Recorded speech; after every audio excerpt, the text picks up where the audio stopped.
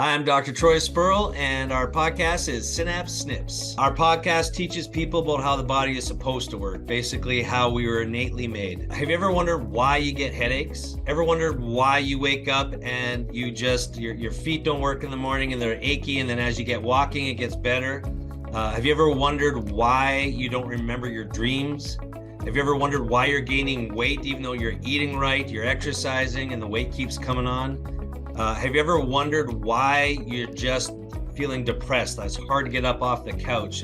If you ever wondered about why you feel these things and why you're not just feeling right, listen to our podcast to get the answers. We get to the root cause and we tell you why. Make sure you're listening to Synapse Snips each and every week where we answer the questions that you guys have. Also, you can find us at officialsynapse.com. That's official synapse, synapse.com.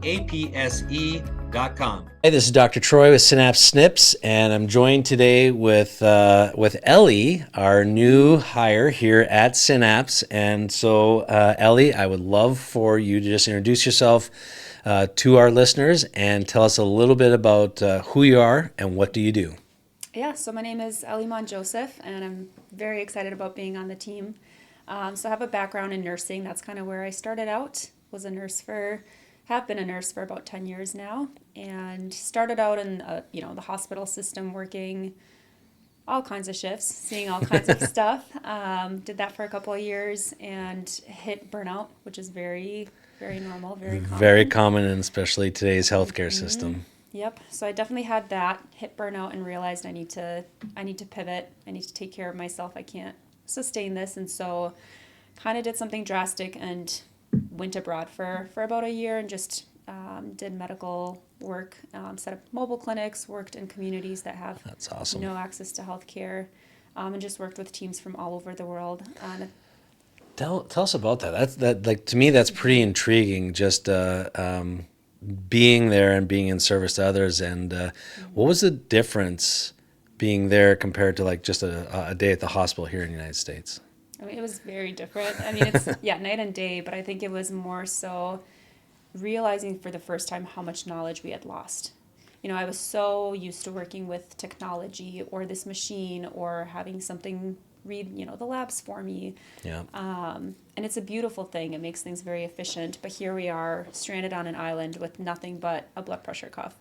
And we don't have, anything to even hang IVs on. And so you get really creative and you start to really work as a team and draw on. I remember specifically we had a physician from Germany who we worked with who had just all this knowledge of how to do testing on people without even getting labs. And it's just very, very simple, free techniques that we completely lost. Like, that's not something I learned in nursing school. Nobody was talking about it. The physicians, at the hospital didn't know about it. I'm sure if I asked, they would say, that's questionable. Let's get something more measurable. Yes. And here we are treating people and they're getting better. And in some of our previous podcasts, I've talked about how when I first started Synapse, I focused on what if we lost all technology, could I still assess a patient? So that was my premise for the first 12 years. So I was very much anti-technology. And I think we were even talking in our morning meeting this morning, I made a comment about technology and how it slows us down. And so I'm still, not that I'm against technology. I do like all the different things we're able to do now. But to your point, there is a very, very lost art of assessing the body and understanding it at a really deep level. So yeah, keep going. That's fascinating. Yeah. It definitely started me on this trail of, okay, I'm lacking knowledge at this point. I want to be able to be a nurse where someone comes up to me and I can say, hey, this is what's going on, or this is how I'm going to assess you, and let's actually get you better, instead of having you wait and go through a system and have you run from this person to that person to, again, more waiting, and things get worse. Like, it just, all of a sudden what we were doing didn't really make sense in my mind. Yeah. The wheels started turning of, okay, there might be a better way. And again, we have this team approach going on there as well, where we're hitting a diagnosis from different angles. I love that. Yeah, everyone's expertise is coming together. And it was just a beautiful synergy to be a part of. You have a sense of pride because someone's coming in dehydrated from malaria, and we're able to get them the treatment that saves their life. Yeah. And you really see that ripple into their communities, into their families, because it really changes. We were doing not just taking care of their physical body, we were also doing a lot of spiritual care, a lot of mental and emotional care as well. Yeah. And just seeing how that really affects it. I remember there was one story where we had a lady come in and she had a hearing issue. She went deaf in one ear essentially. And so we had the doctor assess her, see what's going on. And then someone else on the team asked, hey, have you ever had injuries to this ear? And then started learning, okay, she actually has abuse in her family. Her husband was, she took a blow to her ear, and that's where she kind of lost the hearing. And there was a language barrier, so it took some time for us to get to the bottom of that. But seeing like, oh, had she gone to, the clinic, sometimes that's missed. That whole story of, oh, there's actually something so much deeper going on. There's brokenness in the family system. There's pain, and she has little kids with her. Is there safety there? Yeah. How can we actually take care of that and send her home with that being addressed and taken care of, so she feels supported and not just manipulate her ear or give her ear drops, right, and then say, okay, good luck, hopefully it doesn't happen again. There was something much deeper going on there. Exactly. Yeah. So you ended up you were there for a year, and then came back, and then how did you re-engage when you were back, and what was the contrast of that like? Yeah, I think coming back, I'd seen too much at this point, and I knew my body couldn't handle the stress of just working in a hospital or in a setting where there's so much pressure when I know I want to follow a different path. So I kind of went into a clinic model because I got used to setting up mobile clinics, and I think it's a really beautiful way to support communities and families and individuals. And so I have a family member who has autoimmune disorders, and kind of went into that route of how can we get people better when they have a lot of inflammation, when they have a lot of stress that's causing their body to start attacking itself, and things are getting really confusing inside. And it's watching my sister go through the diagnosis process, it can be really frustrating of what's actually happening, and being tossed around from doctor to doctor, lots of labs, lots of waiting, lots of tears, lots of stress, and not a lot of answers. So kind of seeing her go through that's the route I decided to go, was do some more rheumatology, immunology, helping people get treatment there. But in all reality, I still kind of had that question of, okay, but we're still not hitting the whole person care. Yes, we're giving them medication. Yes, we're giving them treatment, but we're not addressing the fact that they have stress, or that this is actually mainly not genetic. They say it's about 30% genetics, and everything else is environmental, which is it's slow. Yeah. That's not. Well, and even with the genetics, we know that that's a predisposition, not a certainty for most of them. So it's one of those things where we have a lot of things we can do with that if we just dig a little deeper, look at the environment, but also look at the internal environment of what's happening inside the body. Yeah. And you said something very interesting there. You hit on the mental side of it, the stress side of it. So tell us a little bit about after rheumatology and coming back, what you did after that and with that, because I already know this a little bit, but I want people to hear it. Sure, yeah. So I had this internal war of, I know what I know, but I'm seeing something different. And I could say that probably a good 95% of the clientele or patients that we saw in rheumatology were stressed, had, unprocessed trauma, and just really fast-paced life where they're not slowing down enough. Yeah. And so, despite having these conversations, I wasn't seeing much change happening. And so that's when I decided to go back to school and get certified as an integrative nurse coach. And so that essentially just kind of opened up my field to more holistic care of how can we incorporate breath work?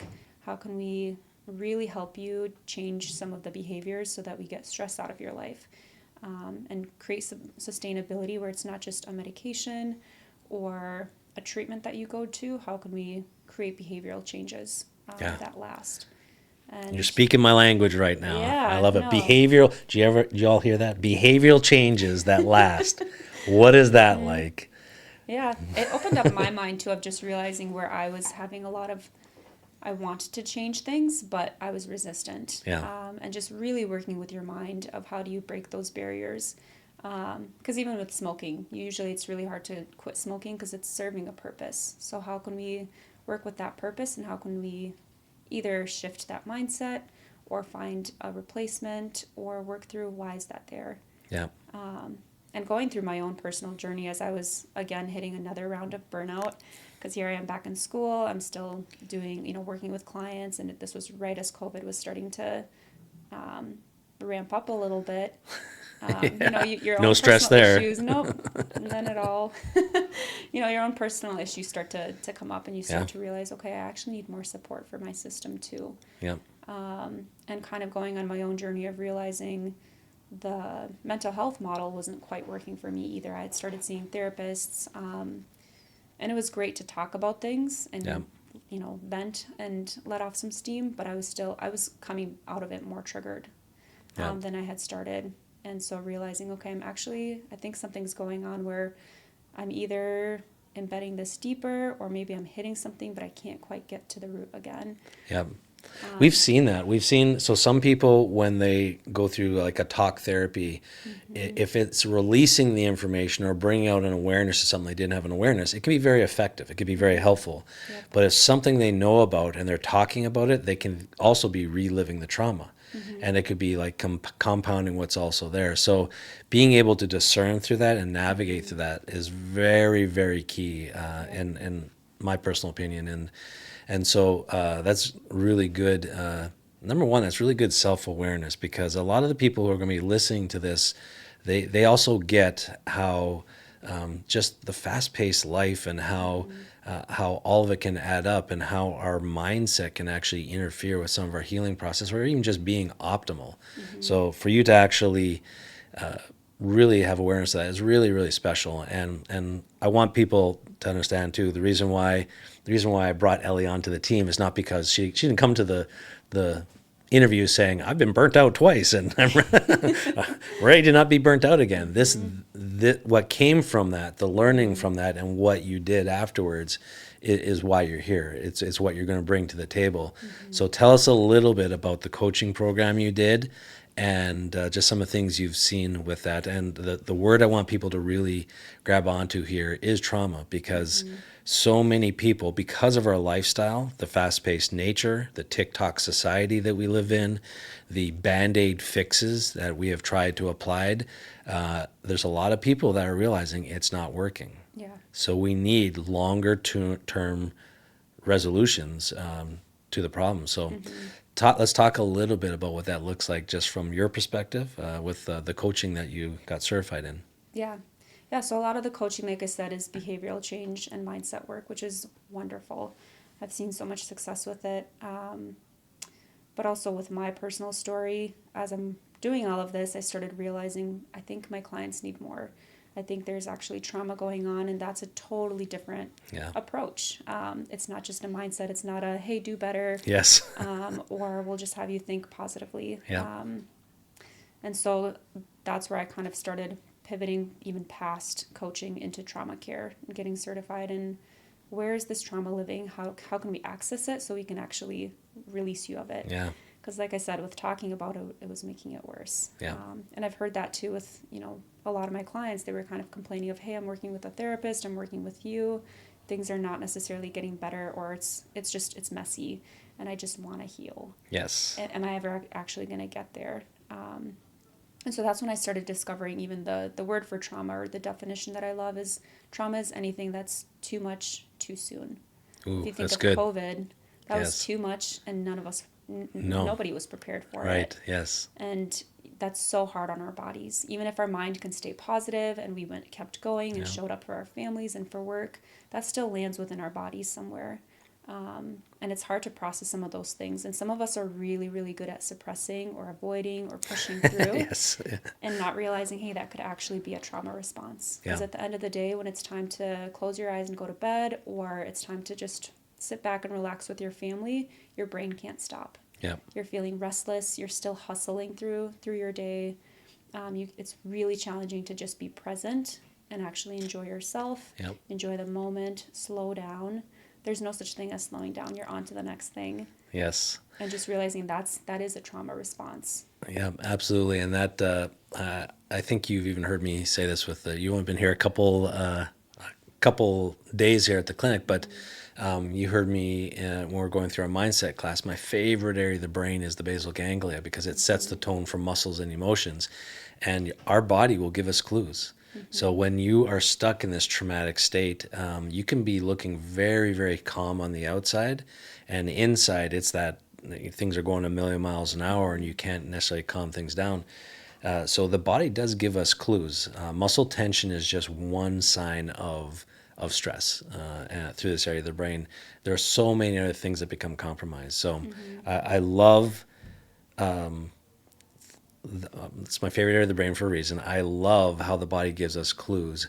And again, part of slowing down is taking a breath and looking inwardly and say, okay, what's going on, and assessing things. So it's what we aim to do here with a lot of our physical assessments that we do. But when we address the emotions, it's a game changer for how people heal. So tell us a little bit about what that morphed into for you as far as the coaching and developing of program and just some of the things you've seen with some of the clients you've worked with in the past. Yeah, I love what you're saying with even, it's a totally different language to start to learn. How does my body digest stress? Yeah. How do I know when I'm stressed without waiting until I'm completely burnt out? Yeah. Where is that halfway mark? Or even what is my emotional landscape? How do I deal with when I'm happy? How can I stretch that out and make it longer? Yeah. How about when I'm sad? How do I usually react to that? Is it something I'm comfortable with? Or in childhood, was I taught, hey, when you're sad, you should go to your room and be by yourself, figure it out. Yeah. Or vice versa, like you deserve to have the full day off. Right. Yes. And so what is healthy, what is not, and what is your normal? Yeah. And so that's where a lot of my coaching came in with how can we empower people? So I'm not just sitting and processing or helping you understand what happened. I think understanding is very, very powerful, but then how can we give you the tools back into your hands so that you understand your unique nervous system? So you were talking about, movement and how our body gives us different clues. And it comes down to working with the nervous system and whether you're regulated and in a state of you can be social and present and happy and peace is really easy to access. Yeah. Or when we jump out of that window of tolerance outside of what's flexible and appropriate for us, which is different for every single person. Yeah. Once we jump out of that, how can we get the tools to build bridges back to ourselves so that life's not just happening to us and we actually are active participants? Yeah. And it really does come down to, learning the language of your body, kind of going back to where have you picked up some of this stuff, whether it's mindset, childhood beliefs, ideologies, experiences, anything that did snap you into that too much, too fast. Maybe there was not enough support when something happened. Yeah. How can we go back to that and not necessarily explore why that happened, but how can we cushion you with more support so that it doesn't keep triggering you back into a time capsule of, okay, this isn't an emotional trigger for me now because it snaps me back. How can we cushion that to propel you forward and give you tools to see what you want out of life? So you're not just living in the past all the time in a defense mode, but how can we kind of break down those walls and it doesn't feel as scary? It actually feels hopeful and exciting, and you have an idea of what you want for your life, for your children, for your family, for your future. How do we really shift your brain into a different perspective? There's so many gems with what you just said. In my mind, I'm trying to bring them all up one by one. So I want to unpack that a little bit because what you just spoke about is one of the real problems. We have such a busy society right now that when stuff does happen and we're overwhelmed, we revert back to what we know, which can be good or bad. And so that's one thing. And we've become experts at sweeping things under the rug. And so when we do that, there are physical consequences to that when we don't actually address it. So slowing down and addressing it, there's such a healing that occurs with that. And it's like going to the gym and just getting back in shape. When you get good and consistent at doing that and identifying emotionally and having those tools, when we don't have those tools, we will revert back.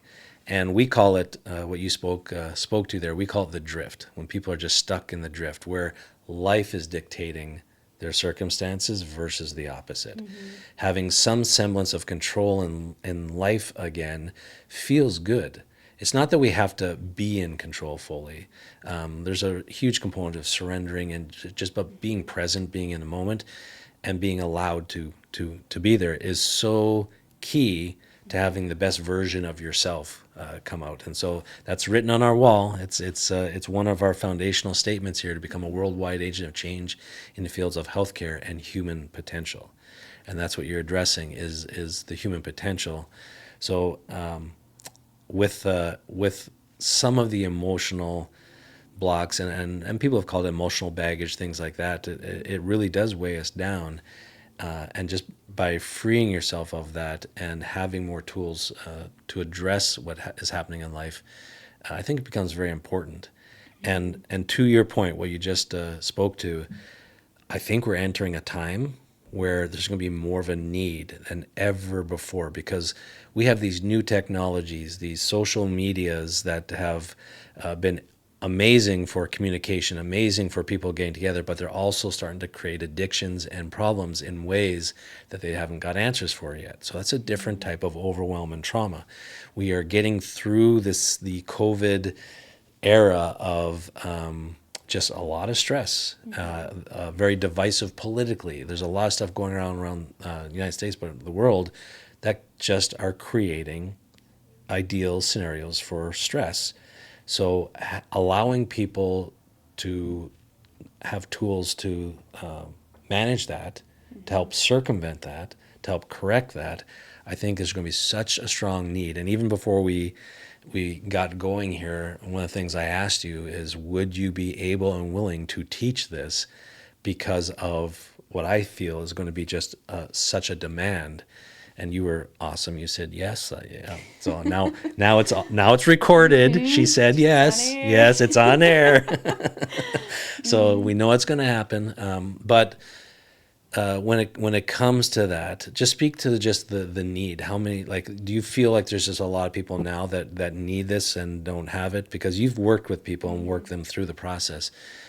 Can you see when people need it? Can you tell that there's a strong need out there? What's interesting is I think there's more awareness now than ever. I mean, on social media, I see it all the time of people throwing around different words like gaslighting, narcissist,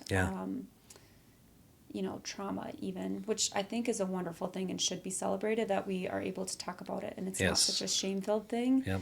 I think the biggest barrier that I'm seeing is there's so much knowledge out there, and so people think, hey, if I understand enough, if I read a book about, this thing that's bothering me, then my relationship will change, or then I won't be so triggered, or then my sleep will be better and I won't have nightmares or, trauma resurgence, and not realizing that you're still living in your mind, and you're still ruminating, and you're still thinking that a solution is in knowledge, instead of realizing it was an experience that created a trauma. Even if it's, you can't pinpoint why that happened, you have a visceral reaction. Your body does something where, if something is triggering you, our whole body responds. And you know when you're in a trigger or when you're dysregulated and you're living in your head because it doesn't feel safe in your body anymore. Yeah. And so it's just that conversation of, okay, when is enough knowledge going to be enough? Because you're still not going to ever experience the healing that your body is asking for. Because we need application, right? We have to. Well, it's kind of like I'm going to bring this to. So people need to know Ellie's also a CrossFitter, just like some of the other docs here. But you exercise and work out, and it's the difference between reading a book and working out at the gym versus actually doing it. Yep. You can read as much as you want, but your muscles aren't going to improve. Your endurance and strength are not going to improve unless you physically do it. Yep. Same thing with the work you're talking about here, correct? Yeah. And if you think of emotions, which is what we're working with, is, some of them make us a little uncomfortable. Some of them we have too much or not enough of, and we want more of or less of. Yeah. Because they can make us feel like we're out of control. But a definition for emotions is it's energy in motion. Yeah. If you think of anger, it's something that needs to move out of your body. Yeah. If it doesn't, it either gets stuck and you have a lot of guilt and shame and you're trying to not get angry, or we know a lot of people where they blow up and it just takes over. Yes. And so how can we learn to move that and engage with it, so we're not just thinking about it of, okay, don't be angry, or anger is a sin, or shoot, I did it again. I promised myself I wouldn't. Yes. How do we actually make experiences to allow your body to register a new set of information? Because, living in your head, how's that working for you? Yeah, exactly. Love that. Yes. Yep, exactly. Yeah, and I do appreciate you saying that too, because I have a lot of Christian patients, and we talk a lot about their faith, and I tell them, I can't tell you how many times I've told them about righteous anger and Jesus overturning tables, and you don't do that in a nice, gentle, calm way. Nope. So it starts with awareness. That's step one. We've seen that, and you have to, if you don't address what's authentically there, then it's that inauthenticity that we have found causes the strife internally. And so, just being honest with yourself, and I will say this too. We've done enough work here to recognize and see that there is a challenge with people being honest with themselves many times, but also there's a vulnerability. And I just want to encourage people when they do work like this. It takes courage to be that vulnerable, but there's such a reward at the end of it when you can actually go through the process, explore this, and work through it. And just like the pain of going to the gym and having the hurt be there before the reward of the bigger muscles, same thing. So there can be a little bit of hurt to go through that has such a reward at the end. And one of the things I ask a lot of women who've had children, I said, would you give up your child due to the pain you had to go through with the actual delivery process? And I've never had a mother say, I choose my child every time is what they want. They always choose that child, because that pain of delivery births such joy, and it's very, very similar. And the outcome, we've spoken here for years on with some of our classes about some of the things we see block a healing process. So I'm going to encourage people, whenever someone is struggling with the same thing over and over and over again, yes, there can be something dietary-wise, there can be something inflammatory, infectious, and there can be something emotional. Trauma and unrecognized trauma is a big part of it, because we now have all these lab tests that we are able to test so many things that we haven't been able to test, but we're still lacking so much when it comes to this emotional trauma component. So tell us a little bit about the program. You have an established program and protocol that you've built. One of the reasons why we brought you on here was to have that blend with our lifestyle foundational programs as well. So tell us a little bit about what you do with that and what it looks like. Yeah. I originally started with, I worked with a lot of moms and realized, why don't I just actually build something for them? Because it's a season where there's a lot of transition, and maybe life was really good, but all of a sudden everything changed. And you're trying to do better for your child. You're trying to raise someone, but then that's where a lot of trauma starts to come up. You start thinking about your childhood, of what happened, what didn't happen. Yeah. You need more support. You don't always have more support, and there's all these emotions. And so that was kind of the foundation of why we started, or how this program got started. But it essentially went into helping people navigate that landscape of, how do we start to learn the language of your body, instead of just questioning constantly why is this happening? Why did this happen? How do I get out? How do we actually re-engage in a way that's safe, that's comfortable, that's at your pace, but then also effective? So how do we learn that language for every individual? Because everyone is unique. Everyone is different. Everyone's experiences are very unique. Yes. But how can we actually access that in a way that it's not triggering or scary? Because, sometimes it's scary with anger. Sometimes it's really scary to voice your needs or desires and say, hey, this is what I really want. Would you actually come support me in this? Or would you do this for me? Instead, it's so much easier to just do everything on your own and not rely on anyone. And where does that come from? But then also going deeper into, once we learn to develop that landscape, learn that language of your body, understand how stress affects you, just so you have more awareness, getting some more tools of how to regulate out of those states. That's when we kind of started working with the idea that trauma lives in cycles as well, or in generations. It does recycle through generations. A lot of our beliefs that maybe served us or our family in the past were beautiful tools, but then all of a sudden, times shifted, or your age was different, and all of a sudden what you believed doesn't quite make sense and it's actually hurting you. And so how do we break that off? Like for women, again, with the original group, how it started was just this belief of, again, it's inappropriate to ask for help. You should be able, if you're a mom, you should be able to raise your kid and not have other people come and support you. If you don't, then you don't know what you're doing. Yes. And where does that come from? And did your mom also have this philosophy? How about your grandma? And how do we actually feel those feelings and do the, sometimes uncomfortable work of sitting with that and slowing down so that we can heal it, so that your children don't have to follow that same belief system or a pattern that may not be as effective for them. How can we actually create more options instead of this is just how we've always done it? What are our options here? And creating that internally as a resource, as opposed to, again, just doing what keeps happening. Yeah. I love that, because the lies we believe really do circumvent our excellence that can come from us. And a little insight here. My mom says my very first sentence when I was a child was, "I doed it myself."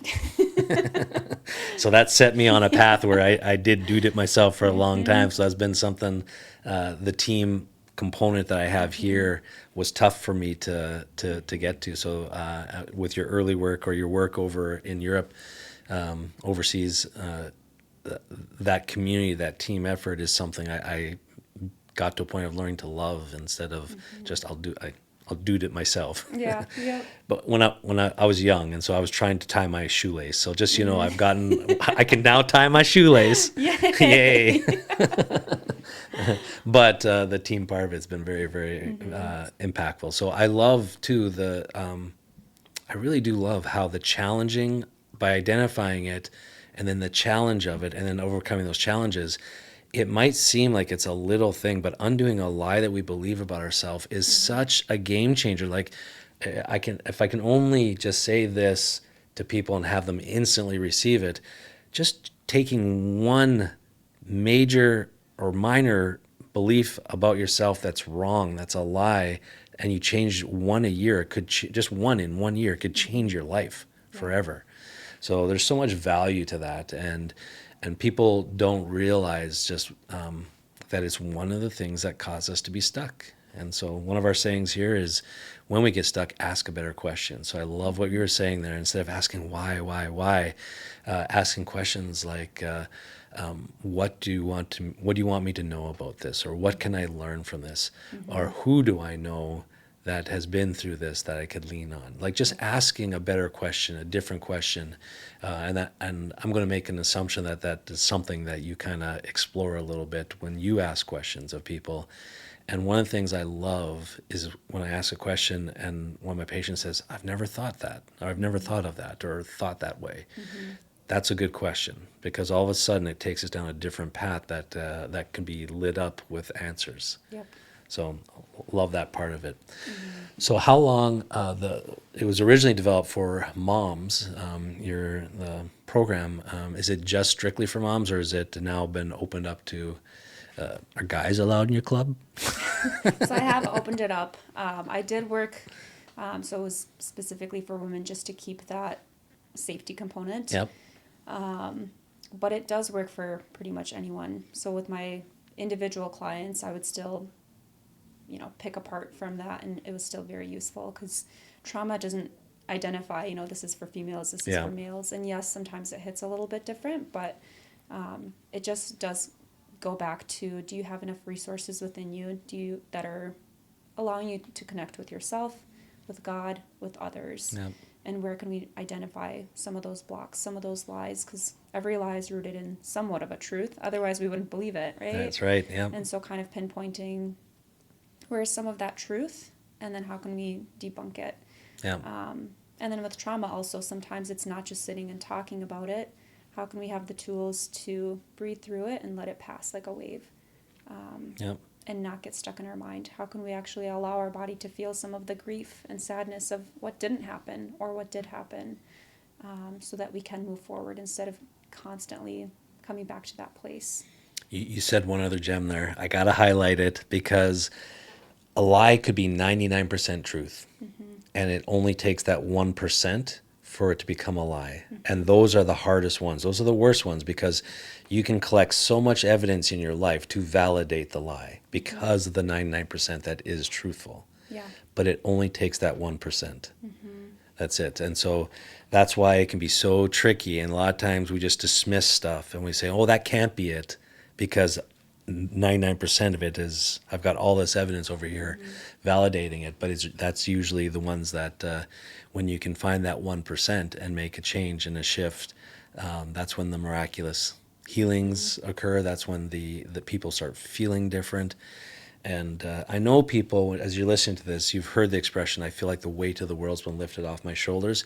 That's what it is. That's basically when you can identify things like that. Your brain and your body start working differently just from a thought. That's it. Just from a mindset shift, your whole body can just go whoo, and become lighter, because the overall tone of your body just is less. You're not as tight globally. If every single one of your hundreds of muscles all of a sudden just loosened up a little bit, you would feel like you're floating. And we've had people tell us that. They say, I feel like I'm floating. They're walking out of the room and I feel like I'm floating. Yeah. Like, that's a good sign. Yeah, and why I keep talking about, living in your head and trying not to find solutions there is, even from a anatomy standpoint, your mind and your brain are very much connected through your nervous system, your nerves, your vagus nerve, your muscles. I mean, everything is connected. Your heart is beating because something in your brain is telling you to do it. Yeah. And so trying to help people focus from just their brain is so powerful, even with realizing like there's a vagus nerve that runs through our body. And they used to believe that, hey, if you just think things will change. And realizing our brain is powerful, but it's only about 10% of the information that we get from our environment. Of, am I safe here? Can I breathe? Can I feel comfortable? Can I be present? Can I engage without feeling guarded? Yeah. That's actually not coming from my brain. That's coming from different receptors in my skin, my muscles, that are all affected by whether I had trauma there or not. Am I going to be a little bit more guarded because he's a male? Yeah. Or because it's just a one-on-one situation, or sometimes people are more uncomfortable in bigger groups. Our body is picking all of that up. And so that's why it's so important to get those tools of how can we get back into our bodies where it feels safe and present and we're not creating blocks. And so it is a big mindset shift thing of working with our brain, but then it's also integrating our body, really actually, literally bringing our entire body into this. Of right now, I feel my heart beating. I feel my cheeks are maybe a little flushed. Yeah. I feel my feet on the ground, and I can feel my whole body. I'm right here, and I'm not just having an imaginary conversation in my head of, is this going well? Right. And so how do we break that, and how do we build those bridges again, working systemically with everything? And it's very simple tools. It's just sometimes it takes practice, because different traumas snap us out, and like you said, that half truth will get us looping and confused and create resistance and push us back. So how do we slowly break down those walls and reinvite some of that safety into our body to allow us to be here? I love that. And I believe too there's an interconnectedness that we all share that is about to become realized more, I think, because of the trauma a lot of people have been in worldwide.